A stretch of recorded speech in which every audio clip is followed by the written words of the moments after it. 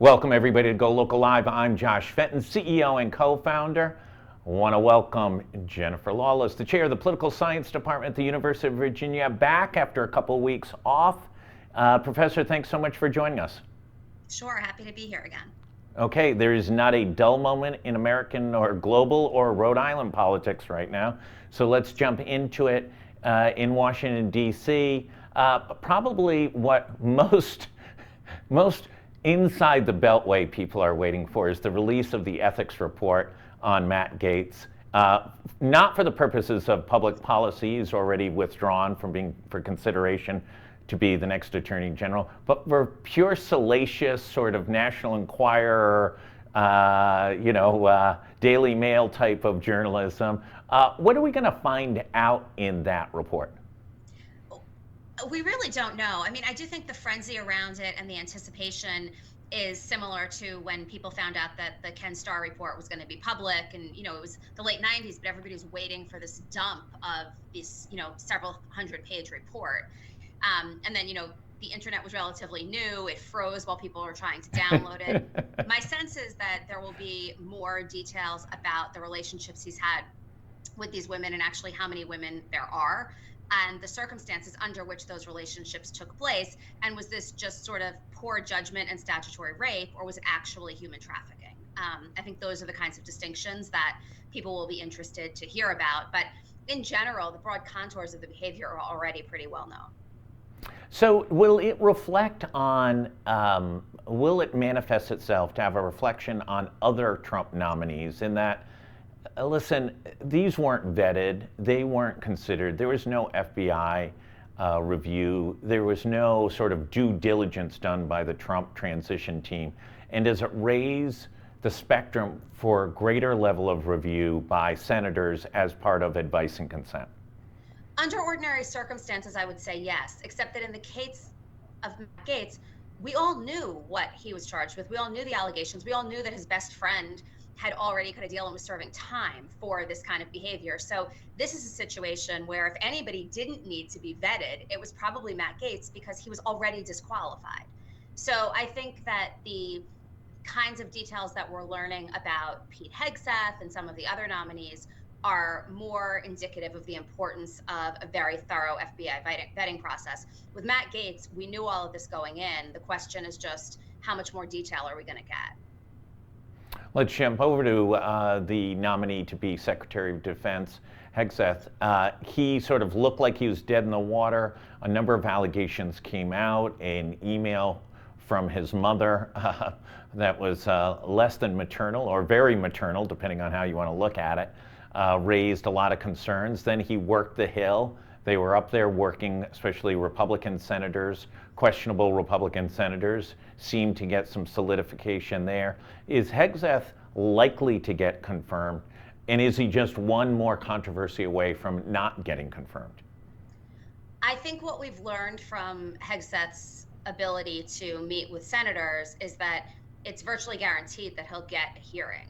Joni Ernst, who had been one of the Republicans most inclined to not support Hegseth, said that she felt a little bit better after the meeting, and she thinks that he should get a full hearing and we should hear what he has to say. What happens once you get to that hearing stage is that it's more likely than not that you will get confirmed. There are rarely new big allegations that come out during that time. And when those allegations do come out amid the hearing, it is often framed as political posturing by the other side. So I think the highest bar, the hardest bar to hit is the hearing, and it looks like he's going to get it. And even in the case of when blockbusters do come out, like Anita Hill and Clarence Thomas, Joe Biden defended Clarence Thomas, and he worked his way through that committee hearing. Yeah, and we can think about Brett Kavanaugh also, where everybody knew what was going on. It was right before the hearings that these allegations came out. Susan Collins said she was very, very troubled by them. She then met with Kavanaugh and voted for him, and he was confirmed. So there's just not a lot of backbone that we see with senators once they have to cast that vote. We saw a little bit at play ahead of the Matt Gaetz confirmation hearing, which is what might have played a role in getting him to drop out, but it's rare. Robert Kennedy Jr. Robert F. Kennedy Jr. is the nominee for Health and Human Services. This one's a little more complicated. He's de facto a Democrat, comes out of the Democratic lineage, obviously. Has a lot of comments over the last 5+ years that have been memorialized on a host of different health issues. What's the likelihood of Kennedy making his way through the juggernaut? At this point, I think it's probably even odds. Now, Kennedy does face a couple of challenges that some of the other nominees don't. The first is some of the things that he is not in favor of, like polio vaccines or fluoride in the water, run completely counter to what the average American supports, but also what the average Republican in Congress supports. So he's going to have to walk a fine line and thread that needle in terms of his personal views and what he would empower the agency to do around that. But I think the more complicated issue for him is that he's generally been pro-choice over the course of his career. Now, he said some things that are now more in sync with the Donald Trump position on the issue, but HHS is going to be responsible for determining whether mifepristone is distributed and whether, medical abortions are a thing. And if he maintains some degree of a pro-choice position on that, he could actually alienate and isolate a bunch of Republican senators. So there are people on both sides of the aisle that are quite turned off by him. The question is whether the Republicans are going to allow the Democrats a win. Other nominees, what other nominees are potentially in trouble? So I think the nominee who's probably the most in trouble, who we're not speaking that much about, is Tulsi Gabbard. To be director of national intelligence and to have been on no-fly lists and for there to be allegations and some evidence to suggest that she might actually be a Russian asset is somewhat problematic. A lot of those details will come out in the hearing. The other thing is people don't really understand or know, senators included, what her overall views of national security are, what her overall positions regarding the United States vis-a-vis North Korea and China and Russia are, how she views sharing intelligence. And this is one of the most important positions in the administration. Let's jump over to a slew of world affairs that have taken place. Obviously, tied to her is Assad falling in Syria, which in many ways is good news because he was so abusive of his population. And obviously, it is now being uncovered the number of civilians and opponents that he put to death during his reign of literal terror. But it also destabilizes the region because it was sort of this isolated, monolithic country that kept to itself. How does that play into this discussion on Capitol Hill related to nominations, especially in key intelligence and military positions? Well, I think it's significant because with Syria destabilized and frankly, with the new leadership being former al-Qaeda operatives, regardless of what they say they're supporting now, I mean, there's reason to be somewhat concerned.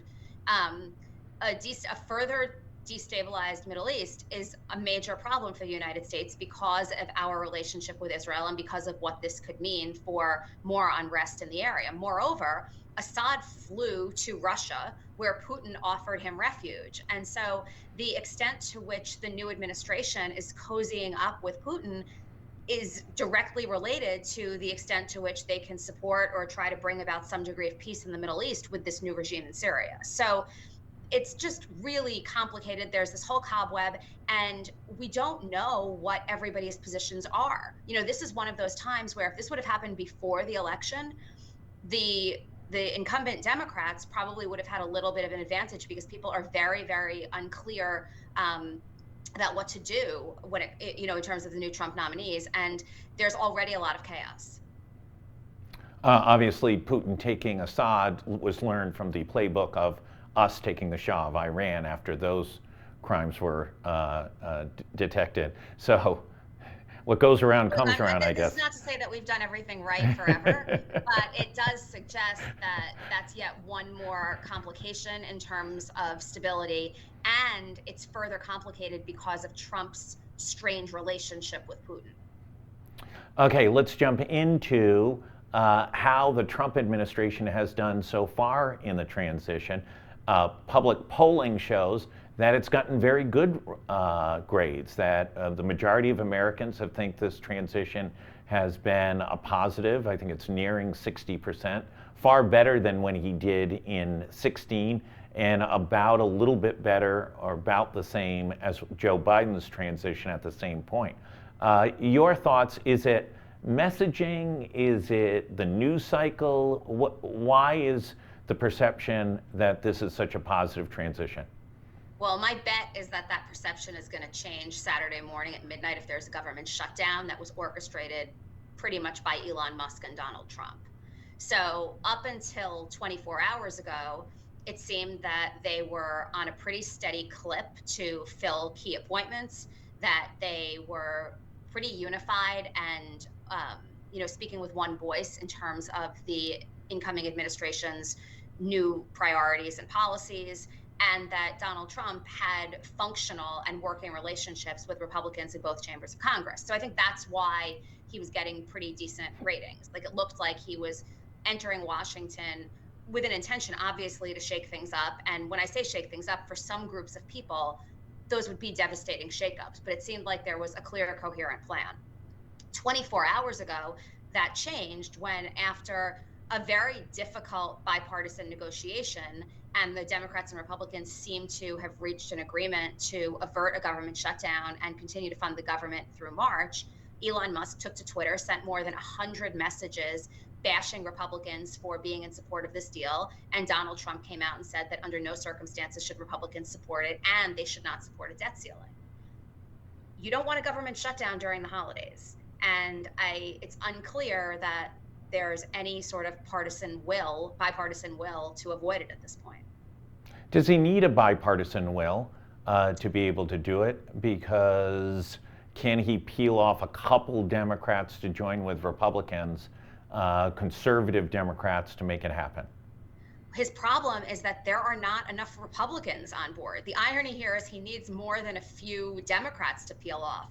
There are too many Republicans who are already turned off by the bill. And I should also note that several of the specifics that Elon Musk criticized and, sort of bashed Congress for agreeing to and tried to rally public support around were complete lies. He said, for example, that Congress was issuing itself a 40% pay raise. It's a 3.9% pay raise, and that's capped, right? So there are things like that that are just completely erroneous. It's a perfect example of misinformation being floated everywhere, but constituents are now going to put pressure on their members. How does this work out? I don't know. Donald Trump doesn't like to back off. He typically likes to double down. And although Elon Musk had been pretty silent about it, he got very, very involved yesterday. And so after you post 100 times about a bill, I don't know how you say, oh, just kidding, either. So I don't know what's going to happen. I do think that this really jeopardizes Mike Johnson's likelihood of being Speaker in the next Congress. We've already seen one Republican come out and say that they might throw their hat into the ring, and they're certainly not supporting him. And it's likely, if there are a handful more, that he's dead on arrival, just because the Republicans are not going to go through what they did with Kevin McCarthy 2 years ago. And can Mike Johnson really want to be Speaker based on this recent turn of events? Like, why would you want to continue in the role of working hard based on direction from the Trump administration, working on a bipartisan, making sure there's an orderly transition, at least into the first quarter of the new year, and then at the last second, having it all ripped out from underneath you? Yeah, I mean, I think Paul Ryan has, offering support classes on this. He not only stopped being Speaker, he left Congress because dealing with the Trump administration the first time around was just not possible. So Mike Johnson might be getting an early lesson, and maybe he'll be able to avoid it altogether. There must be some group support down there in D.C. of all these Republican speakers who have crashed and burned in the last few years. There must be. Yeah, McCarthy's paying for lunch next week.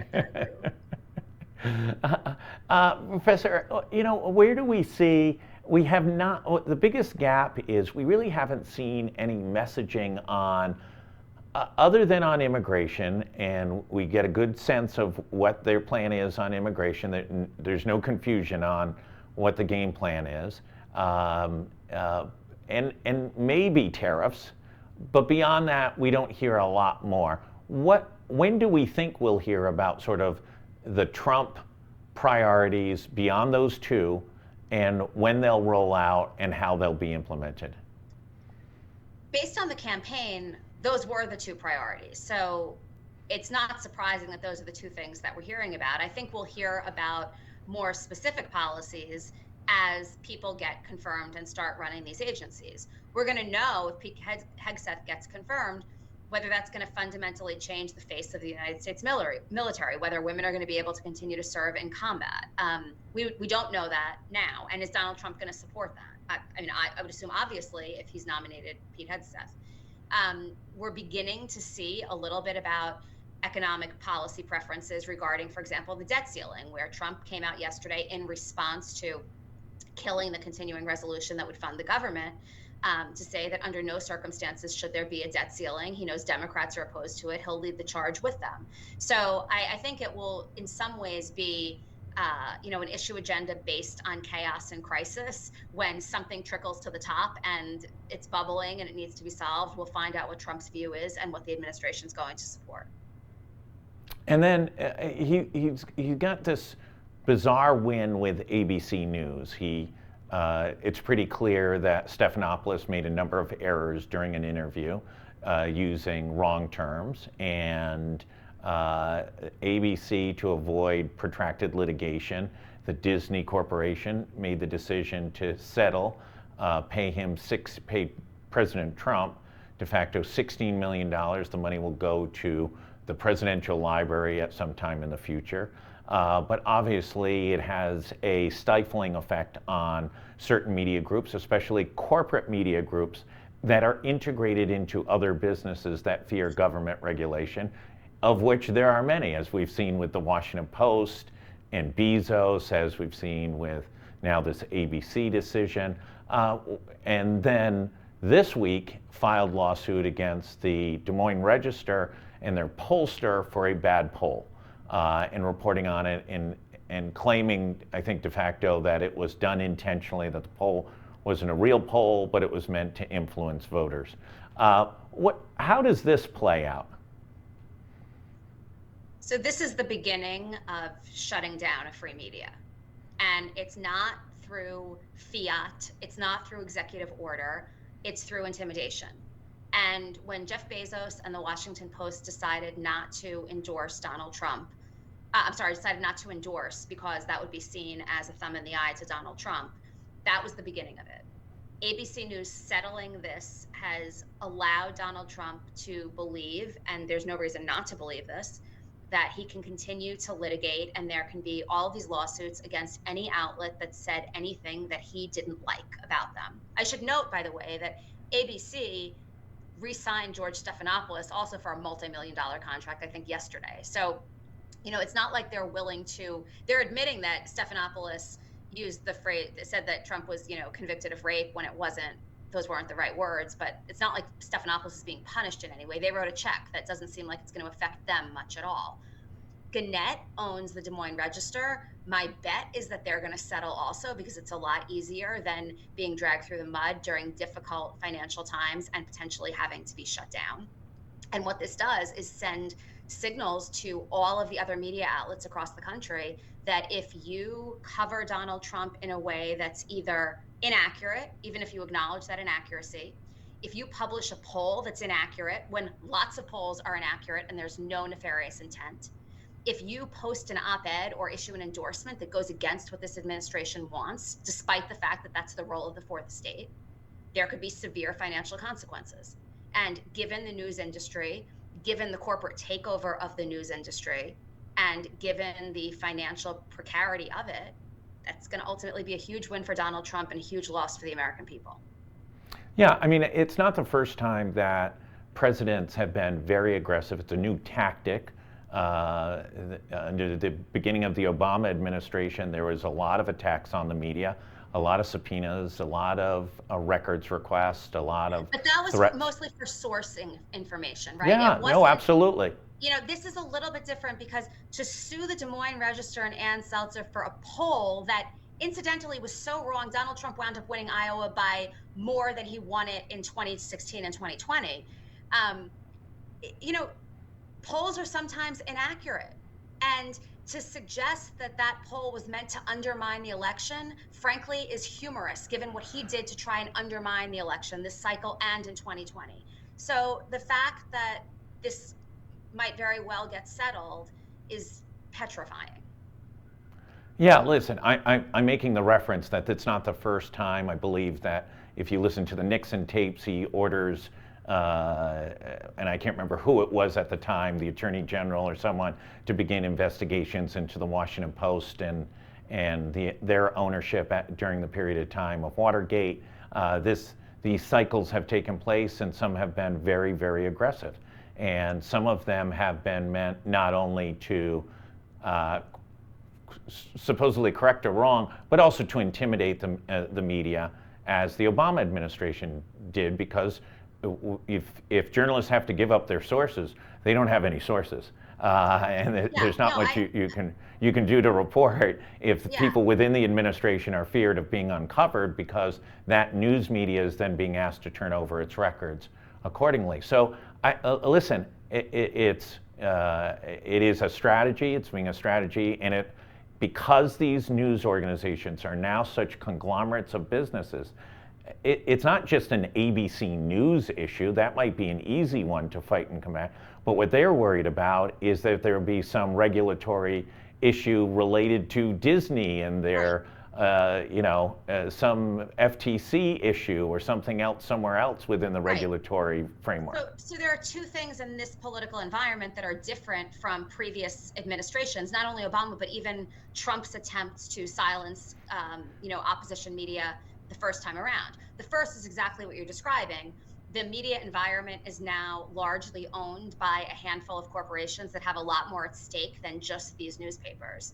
But second, the courts look totally different. And there are far more allies of Donald Trump who are going to be weighing in on these cases and issuing these decisions if they do move forward and they don't settle, than was the case 9 years ago. What should we be looking for?